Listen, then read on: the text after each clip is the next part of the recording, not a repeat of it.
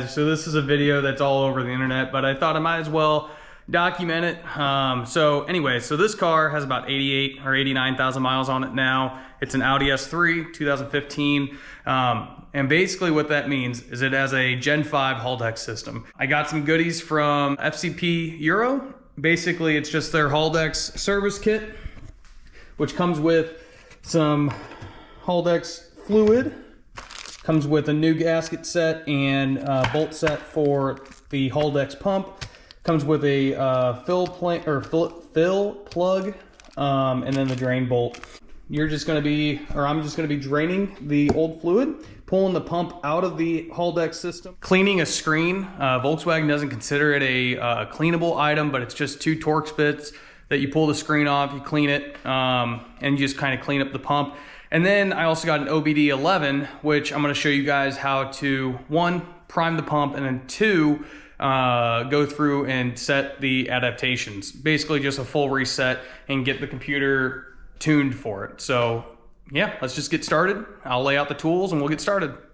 So right here I have, this is a 5 millimeter for the drain, or for the fill plug. We have a 8 millimeter for the drain bolt. This is just a 10 millimeter bolt for the actual pump.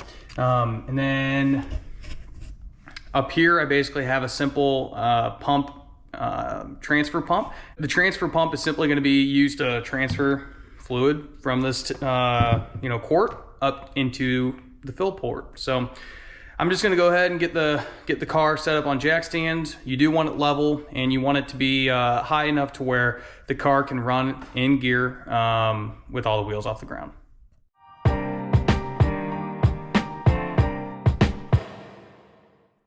All right, so this is the Haldex unit underneath the car. Sorry, it's nice and close. This is our pump that we're going to be pulling out. This is the drain bolt, and this is the fill bolt up here. You want to typically start, Thatcher, buddy, you want to typically start by removing the fill bolt. That way, in case you drain it, you can't get that top one off. You are not stuck. And then you're going to loosen this up, drain all the fluid, and then we'll pull this this pump out. Thatcher's over there playing on his little bike. So anyway, I'm gonna go ahead and get this drained and we'll go from there. All right, here's the fluid coming out. Actually looks pretty clean, but I didn't know past service history, so it's good that we're gonna change it anyway. What I'm more worried about is the screen on the pump. The screen on the pump is typically missed. So anyway, all right, so here's my screen. You saw the fluid that came out. You can see a little bit of buildup on the screen. Let me see if I can get my light a little closer. Just a little bit of buildup. It seems pretty normal. Anyway, I'm going to take these Torx screws out, pull that screen off, go wash it off real quick, and then we'll slap some new O-rings in, and we'll be ready to start filling this thing up with fluid. So here's the screen a little closer up.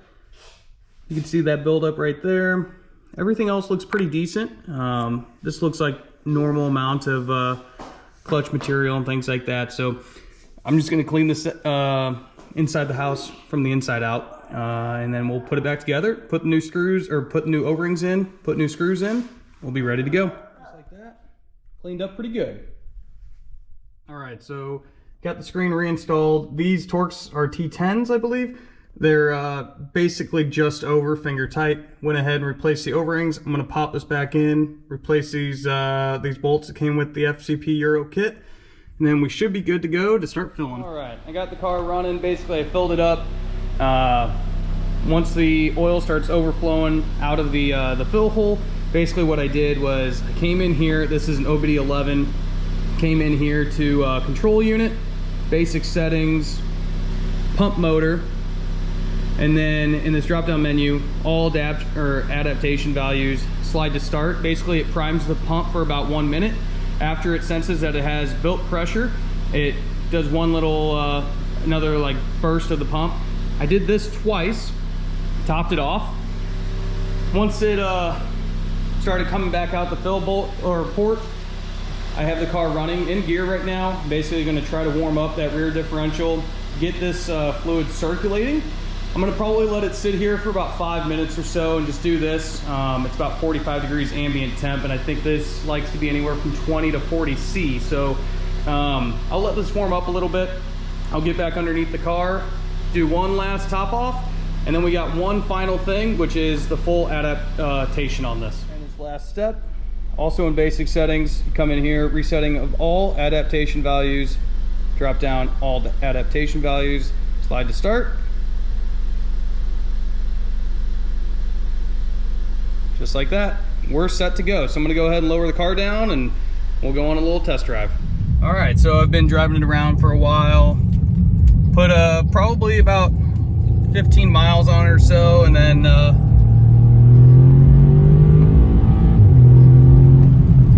so far it hasn't spun. I did one launch already, and first time feeling this car actually launch. It feels so good. So I'm gonna stop up here and we'll do a quick one.